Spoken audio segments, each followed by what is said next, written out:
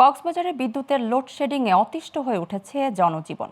কলাতলী উপকেন্দ্রের একটি ট্রান্সফরমার বিকল হওয়ায় শহর ও পর্যটন জোনের বিভিন্ন এলাকায় দেখা দেয় এই সমস্যা। এতে ভোগান্তিতে পড়েছে পর্যটক থেকে শুরু করে হোটেল ব্যবসায়ীরাও। এর মধ্যে বিদ্যুৎ বিভাগের দাবি, পরিস্থিতি স্বাভাবিক রয়েছে। কক্সবাজার থেকে রহিদুল কবিরের তথ্যচিত্রে ডেস্ক রিপোর্ট।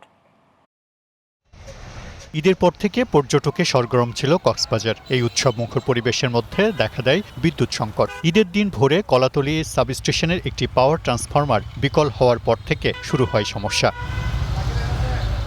পর্যটকদের অভিযোগ, ঘন ঘন বিদ্যুৎ চলে যাওয়ায় নষ্ট হয়েছে ঈদের আনন্দ। হঠাৎ বিদ্যুৎ চলে যাওয়ায় কেউ লিফটে আটকা পড়ছেন, কেউ আবার শিশু ও বয়স্কদের নিয়ে পড়েন ভোগান্তিতে।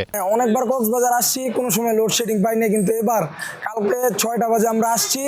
আসার পরে আমরা বান্দরবান থেকে আসছি, ফোনগুলো চার্জ দেব, তো ফোনও চার্জ দিতে পারিনি। সারাদিন বিজে ঘোরাফেরার পর যখন রুমে যা রেস্ট নেবো, রুমে যা রেস্ট নিতে পারতেছি না, এসি বন্ধ। লুসিংটা কম হইতো, এনজয়টা বেশি করতে পারতাম আমরা। We are facing way too much electricity like load shedding. শুধু পর্যটক নয়, বিদ্যুৎ সংকটে চাপে পড়েছে সাধারণ মানুষ সহ পর্যটন ব্যবসায়ীরাও। নিরবচ্ছিন্ন সেবা নিশ্চিত করতে অধিকাংশ হোটেলকে নির্ভর করতে হচ্ছে জেনারেটরের ওপর। নিরবিচ্ছিন্ন বিদ্যুৎ না থাকায় প্রচুর পর্যটক হয়রানি হয়েছে। এই গরম অস্বস্তির কারণে অনেক পর্যটক তাদের ভ্রমণকে বাতিল করে তাদের গন্তব্যে ফিরে গেছে।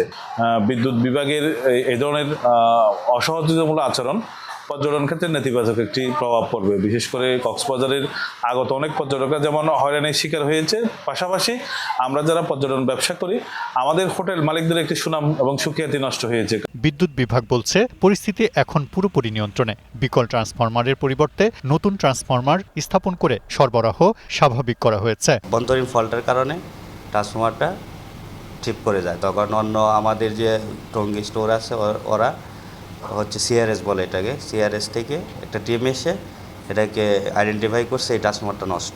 বিদ্যুৎ সমস্যায় গত এক সপ্তাহে কয়েক হাজার পর্যটক বুকিং বাতিল করেছে। অনেকে নির্ধারিত সময়ের আগে কক্সবাজার ছেড়ে গেছেন। Global television news desk.